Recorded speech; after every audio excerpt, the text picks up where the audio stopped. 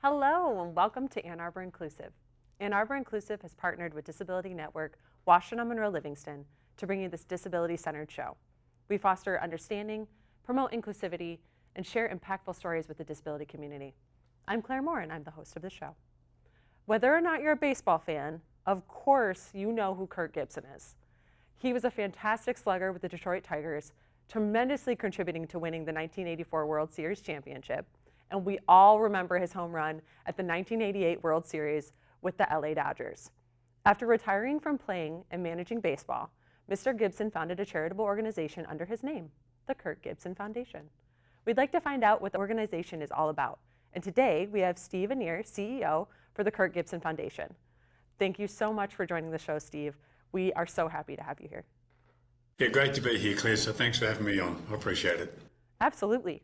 So can you tell us about the Kirk Gibson Foundation for Parkinson's and how it got started? Yeah, Kirk set the foundation up in 2015 after he was diagnosed, and the objective of the foundation is to help people live with the disease. So there's a lot of resource and attention being paid to finding a cure, and the Michael J. Fox Foundation is a great example of these organisations doing wonderful jobs trying to find a cure. What Kirk wants to do, while others are chasing the cure, is help them live with their disease.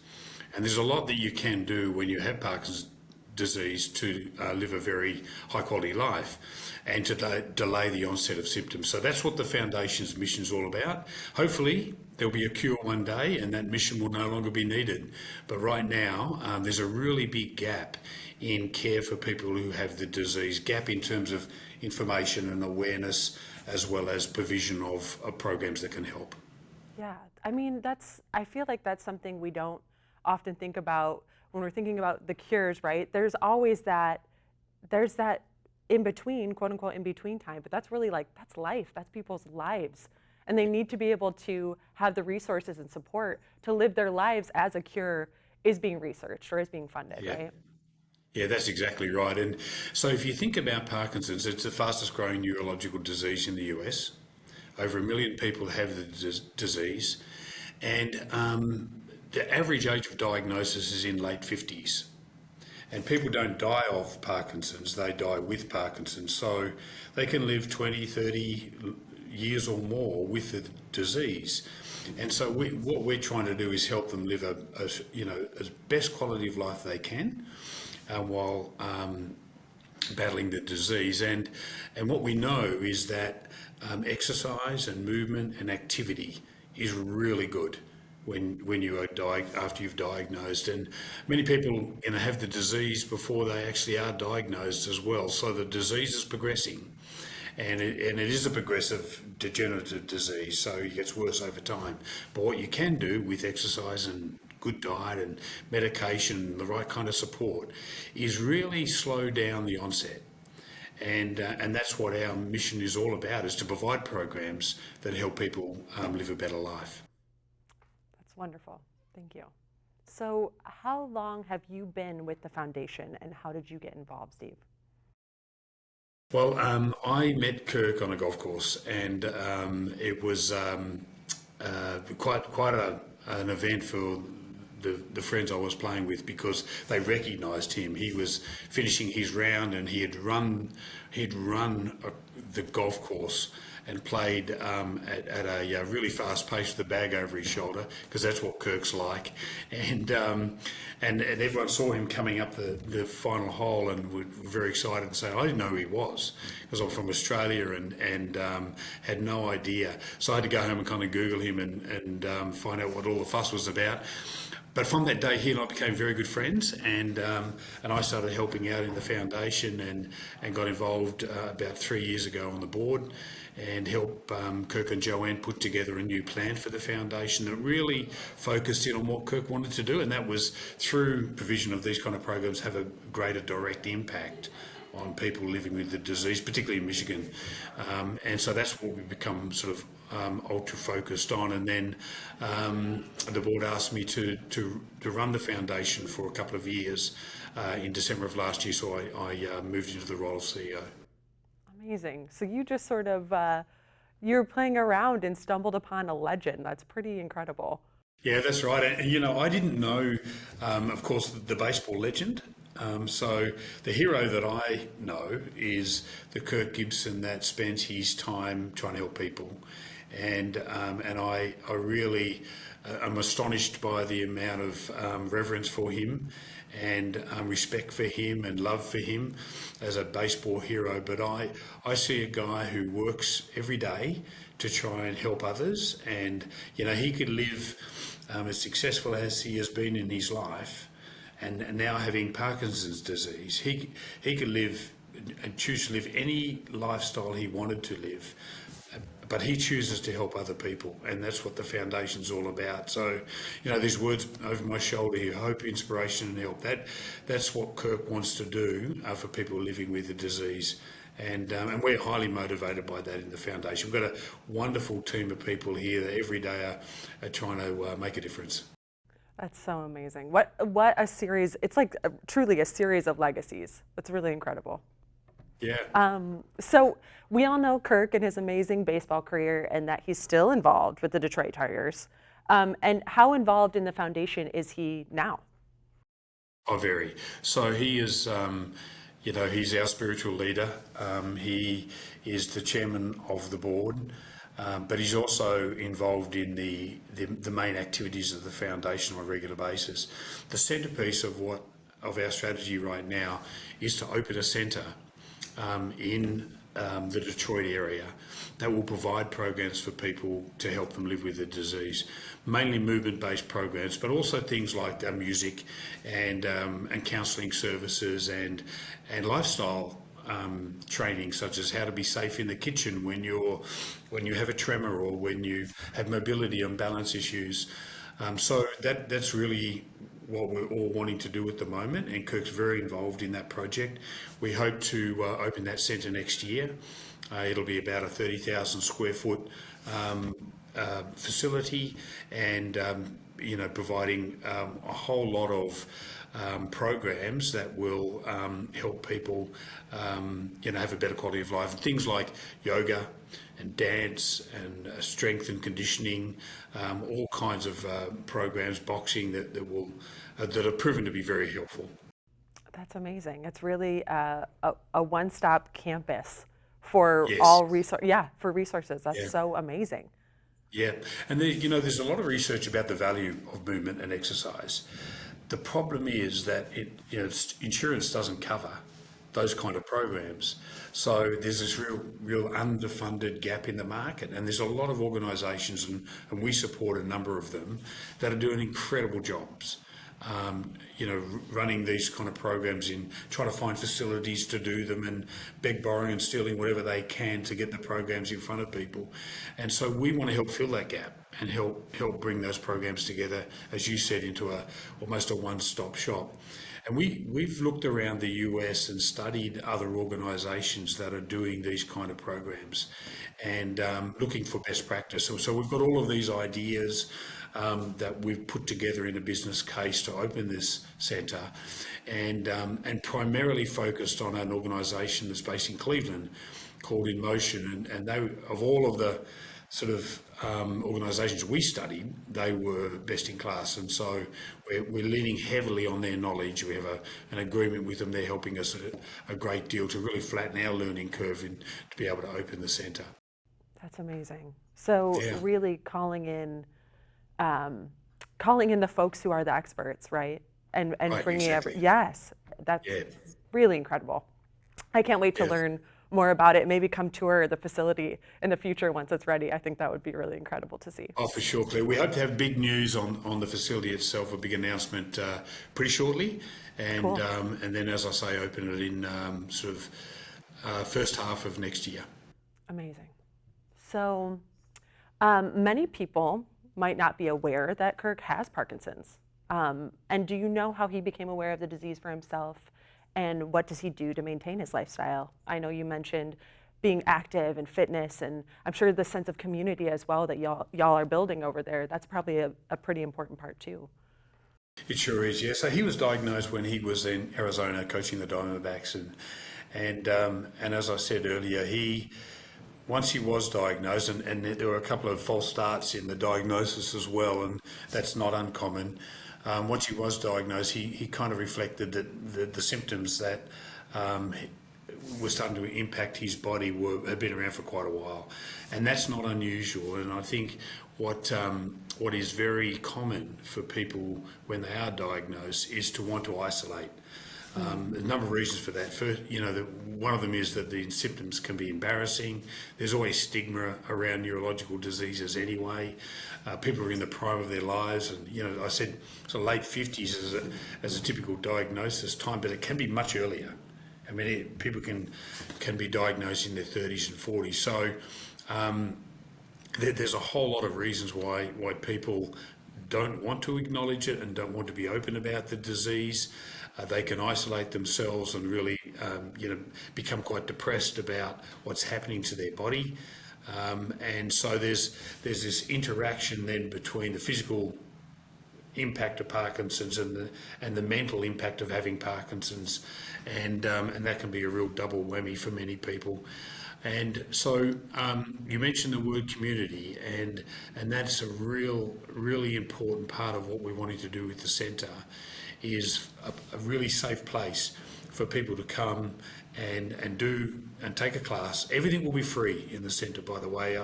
I just want to highlight that. So we're raising the money to ensure that all the care is free. So anyone can come and be in classes with other people that have Parkinson's. There's a no judgment zone, and they can talk and relate and hang out and socialise and become friends with people who are going through the same battle that they are going through, and the same battle that Kirk is going through. So creating that sense of community is really, really important. We don't want to just open something that looks a bit like a rec centre or a gym. We want to open a place where it is warm and welcoming and a really friendly place that people love to go to. Oh, I love that. Oh my gosh. It really sounds like such an incredible facility, and I am really looking forward to hearing more as you're able to share, as things progress. We will, so. yeah. And of course, you asked about Kirk's lifestyle, and he really sets an incredible example about how to battle and fight against Parkinson's. So his nature is one of total perseverance. He has so much grit, so much determination, and he displayed that in his baseball career, and he's displaying it in his personal battle with Parkinson's, and he's displaying it in the way he inspires all of us in the organisation, and that's something that he does every day. I mean, he works out. He's active all the time. He just doesn't stop, and he goes and goes and goes and goes, and he knows that activity to a point, to a sensible point, is really healthy in battling the disease. So he has certain classes that he will do. He has a trainer that he sees very regularly. That trainer will become part of one of the programs that we'll offer at the centre. So he does just set that shining example of how to live with the disease. He's plays a lot of golf, and loves ping pong, and he loves bowling, and anything that kind of keeps him going. He just goes hard at. That's so cool. I love it. Oh my gosh. So, what are some? I guess you've touched on a lot of ways that the foundation is helping folks who are living with Parkinson's. Are there any other sort of resources or support systems that you want to add to that? I know you had mentioned therapy, and we were talking about like that, that sense of community support. And I think another big role in this disease is support from family and caregivers too, right? Yeah. So it seems like Kirk's family is involved, and I know I'm kind of throwing a lot of questions at you, but I'd love to know, what other resources, how are caregivers and families supported, how is Kirk's family sort of involved in this space as well? I feel like there's a lot of little pieces to that. Yeah. Well, let me start with Kirk's family. Sure. They are very involved in the organisation at board level and also actively involved within the activities of the foundation. So this is, it's a wonderful kind of organisation that has a strong family feel to it. Kirk's wife Joanne once said to me something that's always stuck with me, and she said that once one person in the family has Parkinson's, the whole family has Parkinson's. That's the kind of impact the disease has, and it's a very powerful way to articulate the impact on the family and the caregivers around someone with Parkinson's disease. So we want to help the caregivers as well, and there will be programs in the centre that will do that. But there are other organisations that are very helpful as well. And I think before I get into that, I just want to highlight something, and that is that there is for people, many people after diagnosis, a real lack of availability of information. So the medical community is not always prepared and ready to provide them strong informational support. And so quite often we hear from people after they've been diagnosed that they just don't know where to go. And they don't know where to turn to find out, okay, what does this roadmap now look like for me? What am I going to do about it? How should I eat? How should I live? What am I going to tell my family? All of those sort of things. And so filling that information gap and building awareness around the disease and how to live with it is another part of what we want to do. But there are many organisations doing it wonderfully well at the moment. I've already mentioned the Michael J. Fox Foundation. They've got a fantastic website. But also would mention the Michigan Parkinson's Foundation. And they're a key ally of ours. We're very focused on the movement and activity-based side of living with Parkinson's. But the Michigan Parkinson's Foundation are very comprehensive in what they provide. They do provide some movement-based support, but they also have much more extensive support around information required, classes and support services, including respite. So their website's another place to go if people are looking for information. So the information's out there, but it's really a key is helping people find it, and programs like yours, Claire, I mean, we can't thank you enough, because it shines the light on the disease. It shines the light on where information is, and that support is there, and more of it's coming. Yeah, I mean, knowledge is power, but if you don't know how to get to that knowledge, right? Like. Yeah. A study was released last year, which was quite powerful, that showed, and it was a study done of people who have Medicare, so the over 65-year-olds, and that study showed the ones that had Parkinson's, or their diagnosis was known, less than 50% of them had seen a neurologist, which is stunning, and then less than 10% of them had seen a movement specialist. So, if you look at the root cause for that, it is knowledge. And if people knew that seeing a neurologist is a really great idea when you've got Parkinson's, but also seeing movement specialists of some sort to get a program to help you, push back the progression of the disease is a really good idea. It shows that knowledge is just not there. So, we as a Parkinson's community have an enormous amount of work to do to get to those 1 million people living with the disease and say, there are things you can do to live a better quality of life. Absolutely. Amazing.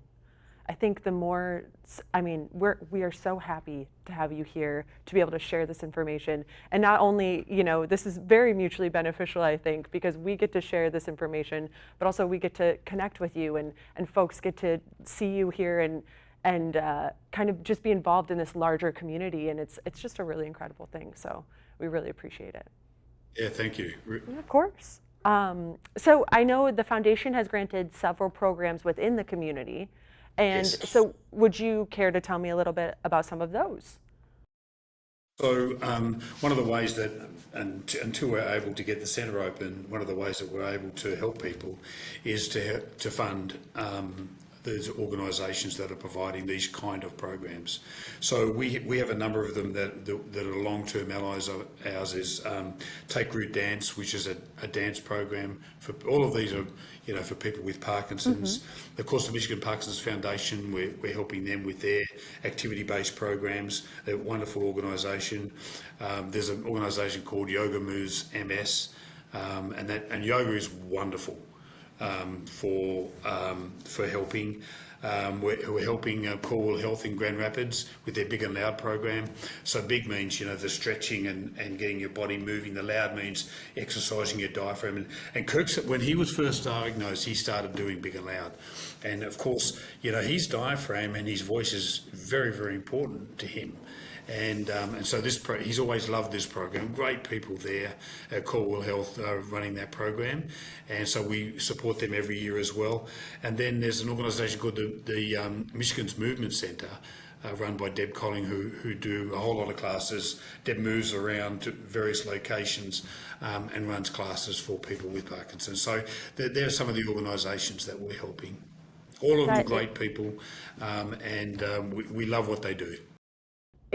I think that's such a good hearing, just so many different organizations that you essentially collaborate with, right? It really emphasizes that the power of working together and collaboratively and combining forces, right? Because you do all have your niches. You do all have your sort of specific things that you really hone in on and focus in on and have specialties, but it's so much better if you can all be there together and be like, oh, we can help this. Oh, we can help with that. It's really incredible. So we, as well as being a very mission-focused organisation, we're a very values-driven organisation, and the values that we hold dearly are the ones that Kirk sets as our leader. And compassion and collaboration are two of those values, as a teamwork. And care. So if you think about collaboration, I mean, that's so much of what Kirk is about. That you work with other people to get it done, no matter what that takes. And when we studied what was happening, because we set ourselves a goal of helping people directly.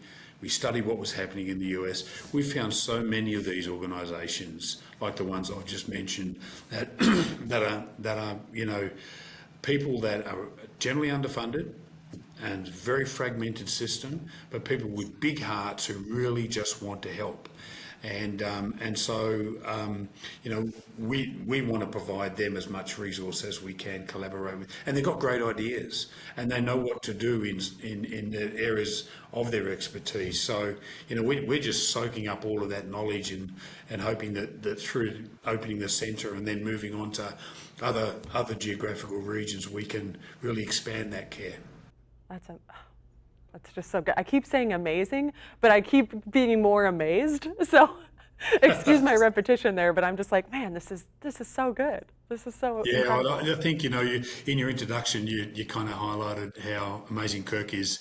And so his organisation is kind of lives to that standard. I think we really do want to make a difference, and I know people say that all the time, and with a lot of genuine intent, of course. But we really have big goals. We're very ambitious in the way that he is, because we want to have impact, and so I think we'll see some great things happening over the next couple of years. Absolutely. I would be, if what you've done so far and everything you're mentioning now is any indication, I think absolutely that will be happening. That's really lovely. Okay. So do you have any advice or tips that you would give someone maybe who is recently diagnosed with Parkinson, or someone who maybe has had a diagnosis for a while? Well, I think I don't have Parkinson's, but I listen to people who do have Parkinson's, and in the days and weeks and months after diagnosis, it can be a very, very overwhelming time. We do know that. So my advice in general is to seek the information that will help, and to know that you can live a really high quality life, and just look at the way Kirk lives his life. But we've met many people, and there's people coming to the classes that we're helping to fund, and the organisation that we're helping, many people that are really enjoying their lives and having wonderful lives living with the disease and doing the very, very best that they can. So it's all about getting access to the information, and then to the organisations around you that can help. As I said, there are many of them, and all of that information is online.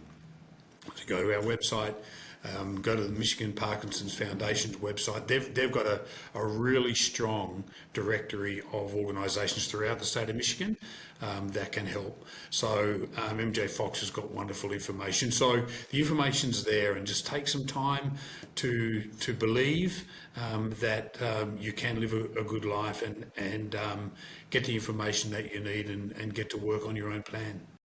Absolutely. So, I mean, solid advice. Get the information so you can access resources, so you can learn how to continue in a new chapter of your life, how to continue with this diagnosis, but continue to be you with the diagnosis. Yes. Yeah.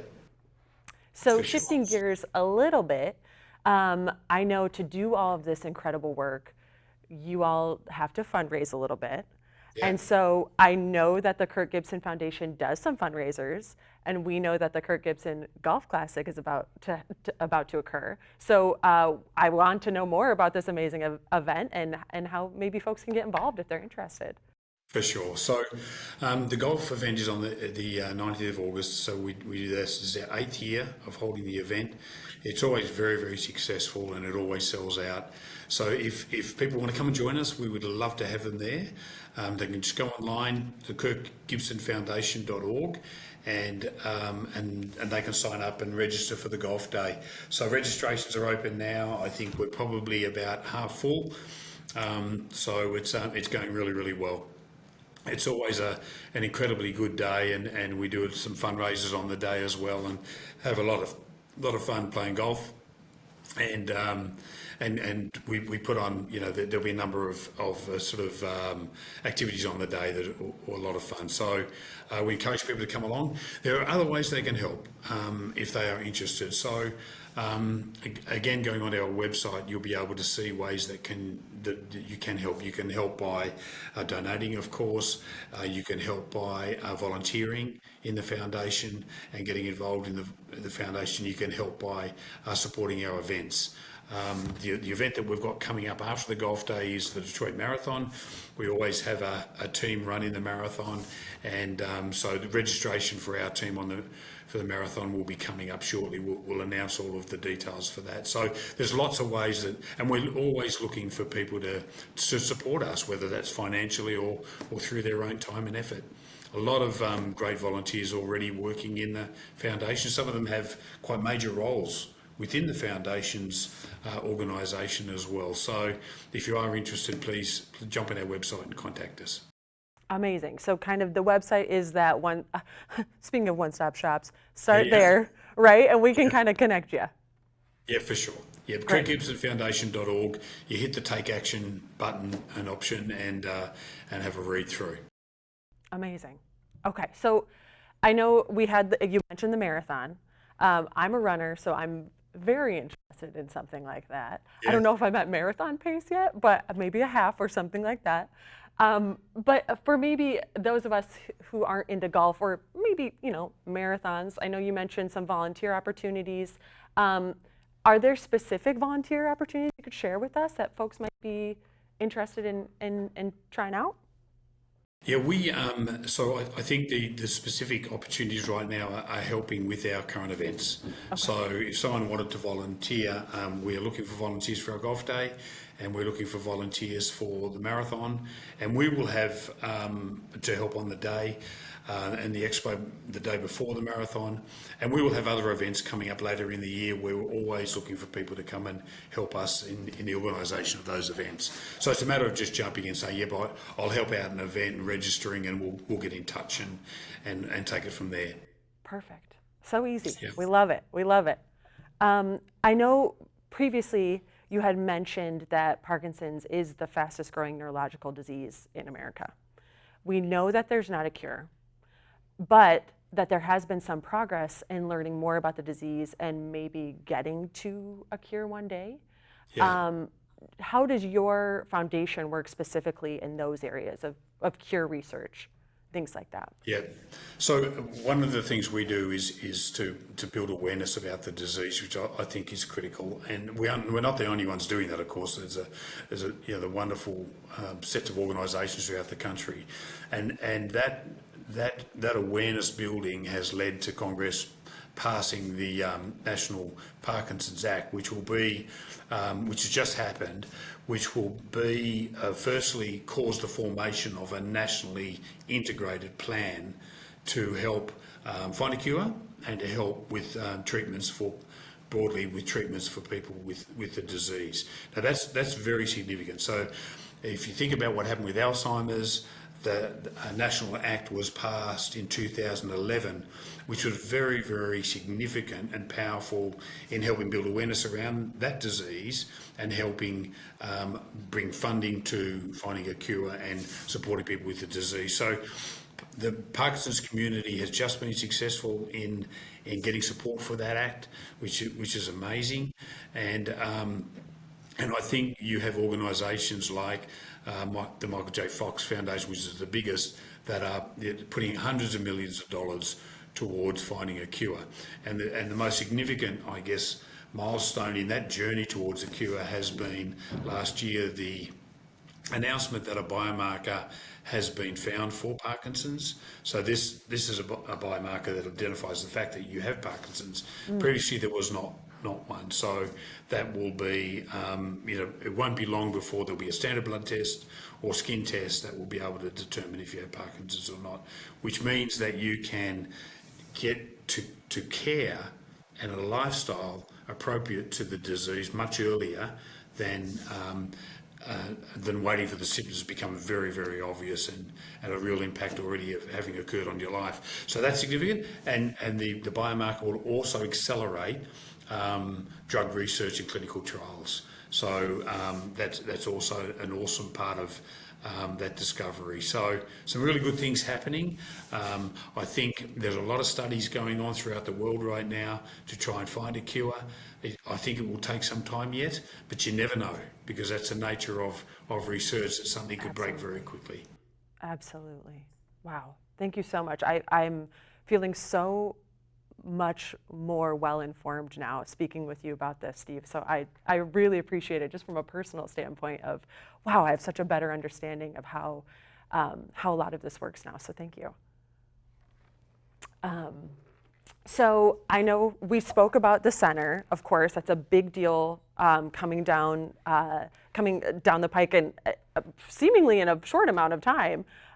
Do you have any other big future goals for the organization that you would like to share with us? Yeah, I think the question for us is what do we do once the centre is set up in terms of, because the centre will do, as well as providing the care, will do two other things that are very important. Firstly, it will be a research centre. So we hope that we can,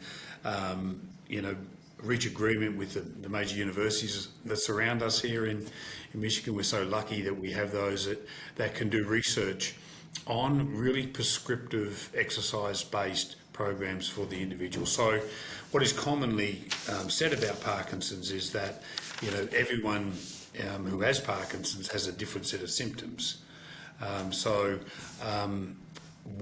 What is really important as we progress and become more sophisticated in providing activity-based programs is to be really specific about what are the right programs for a certain set of symptoms. And so when you have Parkinson's, you have many different types of symptoms, from tremors, people commonly will know about that, and the rigidity of the body, that's another one that people know about, and the drooling, the depression, the constipation, all of those kind of things that come. So if you have certain symptoms, what are the right activity-based programs? So we hope to do a lot of research to become much more prescriptive around the provision of the programs themselves.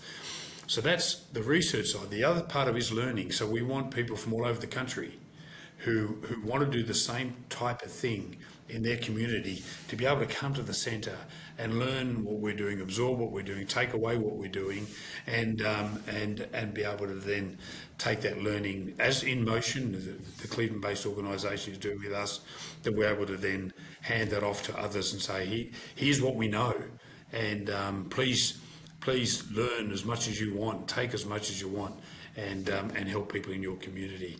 So there'll be certain sort of continuing efforts on behalf of the foundation, leveraging what happens inside the centre. And then we'll start to think about Well, we're helping people in Detroit. So how can we now take all of that and help more directly people in other parts of the country? Wow. So we've got like specialized, focused research Yeah, based on symptoms, and then we've got this incredible sort of like teaching or facilitation or informational sharing model that can be, sort of dispersed across the nation as it gets larger and gains more attention. So yeah. those are two really incredible, lofty goals that could be so, so impactful for millions of people. Yeah, for sure. That's right. So, I mean, there's no end to what we can be doing to make life better for people who have Parkinson's. So, and I'm sure that once we learn every day. As we have conversations with people and they tell us what they need most of all and what's happening in their lives. So that learning for us never stops. And I'm sure that our what we can do to help people will change as we progress over the next decade, because we learn more and more. So the shape of it all may shift and change a little bit as we learn more. So and that's a good thing. That's the evolution of care and the evolution of impact. Yes, absolutely. Well, okay. So, Steve, I know we have covered a lot in this interview. I just would love if there's any sort of wrap up, any sort of like last minute info that you want to share with us. And of course, please plug your website again, because I know we've talked about it, but you can't say it enough times. So please, the floor is yours. Yeah, well, thanks. Well, look, I think firstly, hopefully from listening to us today, that people realise, that this disease is a very, very tough disease, and it affects an enormous amount of people, 35,000 at least in Michigan. It's probably a lot more than that because diagnosis takes so long before, it actually does happen. So there's a lot to do. There's a lot of great organisations helping. We would love support of people that are inspired by our mission. Most of all, the financial support is critical for us being able to make it all happen. And we want to set the centre up to be financially sustainable and independent. So it's going to take a lot of money to do that. And so any $5 and $10 or $100 or anything that people want to do and send our way is much appreciated. Everything that we're raising at the moment primarily is going towards setting up this centre, so people can be very confident that we are great stewards of their money, and we've got a very serious intent to help people in wonderful ways with their money. So that's they can make a really important contribution, have impact. Other ways they can help. As well, as I've mentioned earlier. So KirkGibsonFoundation.org is our website. So please jump on there and have a read. Kirk's story's there, and the vision and foundation and plan for the foundation is there. So there's lots of hopefully interesting content for people to absorb. Wonderful. This was fantastic. It was so incredible chatting with you today, Steve, and I truly appreciate your time and you being on the show today.